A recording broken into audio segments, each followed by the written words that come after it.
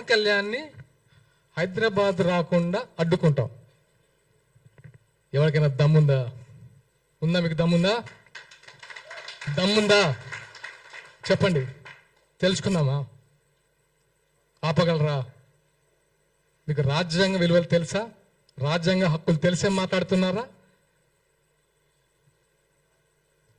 తెలంగాణలో జనసేన పార్టీ చాలా బలంగా ఉండబోతుంది. ఖబర్దార్, గుర్తుపెట్టుకోండి.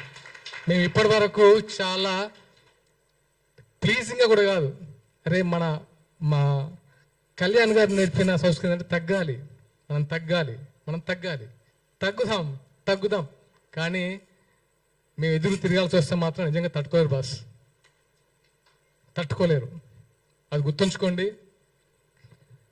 మరొకసారి చెప్తున్నాను, విమలక్క గారికి మనస్ఫూర్తిగా థ్యాంక్స్ చెప్తున్నాను. ఎందుకంటే నేను వచ్చేటప్పుడు అమ్మతో మాట్లాడాను. అమ్మ, ఏంటిది ఇలాంటి సిచ్యువేషన్ క్రియేట్ అయింది, ఇలా కాదు కదా. తెలంగాణలో మీరందరూ మాకు ఒక మార్గదర్శకులు, మీరే ఇలా మాట్లాడితే మేవరిని మార్గదర్శకంగా తీసుకోవాలి అని అడిగాను. ఆ మంది చిన్న అప్పుడప్పుడు దొలుతుంటాయి, దీన్ని ముగింపు పలకండి అని. అమ్మ, మీకు ఇచ్చిన మాట ప్రకారం ఈరోజు నేను ముగిద్దాం అనుకుంటున్నాను. మీరు కూడా దయచేసి ముగించాలని కోరుకుంటున్నాను. అండ్ ముఖ్యంగా మీడియా మిత్రులకి కృతజ్ఞతలు తెలపాలనుకుంటున్నాను. ఎందుకంటే మా భావ ప్రకటన స్వేచ్ఛ కూడా మీరు 10 మందికి చూపించినందుకు మీకు మనస్ఫూర్తిగా కృతజ్ఞతలు. అండ్ జనసేన కార్యకర్తలందరూ నొచ్చుకోకండి. ఎందుకంటే ఇప్పుడు యాదగిరి గారిని నేను కూడా మీరు అన్నట్టు మాట్లాడితే మీకు ఫ్యామిలీ ఉంది, భరించగలరా?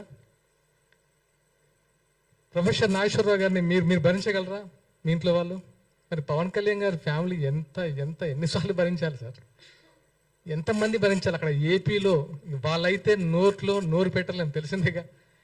ఇంకెంతకాలం భరిస్తాడు ఆయన కూడా సహనం ఉంటుంది కదా. ఇంకానా 3 పెళ్ళిళ్ళు 2 పెళ్ళిళ్ళు ఏంటి బాస్? ఇంకా ప్రపంచంలో ఎవరికి సిచ్యువేషన్స్ వల్ల అవ్వట్లేదా? ఆయన ఏమన్నా రాజ్యాంగ విరుద్ధంగా చేశారా? ఆయన ఏమన్నా హింస పెట్టారా వాళ్ళ వైఫ్స్ని? వాళ్ళే బయటకు వచ్చి ఆయన గురించి గొప్పగా చెప్తారు. మీకు వచ్చే నష్టం ఏంటి?